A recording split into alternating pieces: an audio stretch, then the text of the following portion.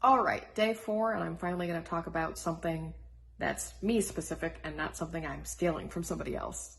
And when I say me specific, I mean really me specific.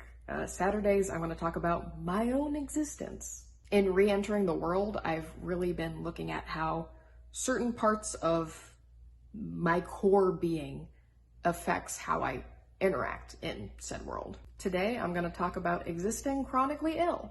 When I describe my health to someone, I usually go to SpongeBob. I was born with glass bones and paper skin. Every morning I break my legs, and every afternoon I break my arms. At night, I lie awake in agony until my heart attacks put me to sleep. That is a con artist fish who's straight up just making things up to get people to feel bad for him. But in my case, it's kind of accurate. I have Hashimotos disease, which means my immune system, major depressive disorder, I am a sickly being, is the point being made here. But I've always been like this, so 9 times out of 10, it doesn't really faze me. It actually wasn't until I was 19 and I was at the doctor's before I realized a lot of the issues I deal with wasn't just normal. The doctor was pressing on my face and he asked, "Does that hurt?" And I said, "No more than normal." And he stopped and he was like, "Normal should be no pain. The normal amount is 0. And I was shocked because usually if something touches me, it hurts. I'm always in a little bit of pain.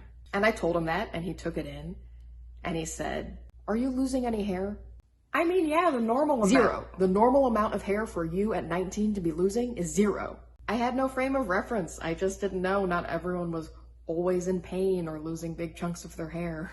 That specifically was because of the iron deficiency, iron deficient anemic. Don't know if it's still a problem, should probably go to the doctor. When I was 26, I had a similar interaction at the doctor's. It was a new doctor and we were going over previous medications and she saw I was no longer on my thyroid medication.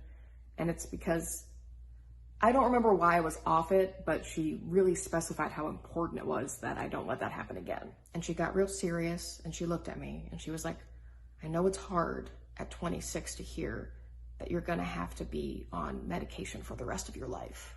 But I had already been on a bunch of medications for a while. So in the moment I was just kind of like, oh yeah, I guess it's hard. When again, that was just my normal. That's my baseline. I'm on a lot of medications for a lot of different issues and I'm gonna be for the rest of my life and that's just how it is. But like I said, that's 9 times out of 10.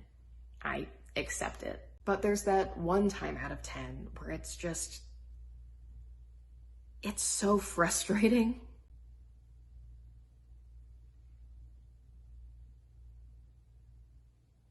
It is frustrating that I have a body that can't do all the things I would like it to do.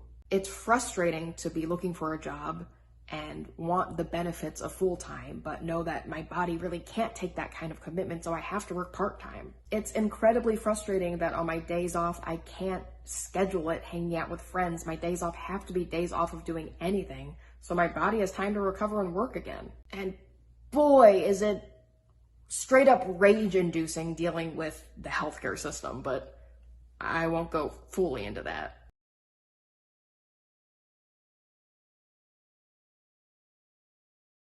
But that's the 1 time out of 10. And it really is just the one. I've lived with this body my entire life, and I know it pretty well, and I accept it. And coming out of lockdown, as I started socializing more and returning to work, it was just a lot of knowing I had to set very specific boundaries to make sure I take care of myself. Setting boundaries and understanding my personal needs, super important while re-entering the world. Cannot be overstated. That's about it for my existence today. To my friends and fellow VEDSies, I'll see you tomorrow.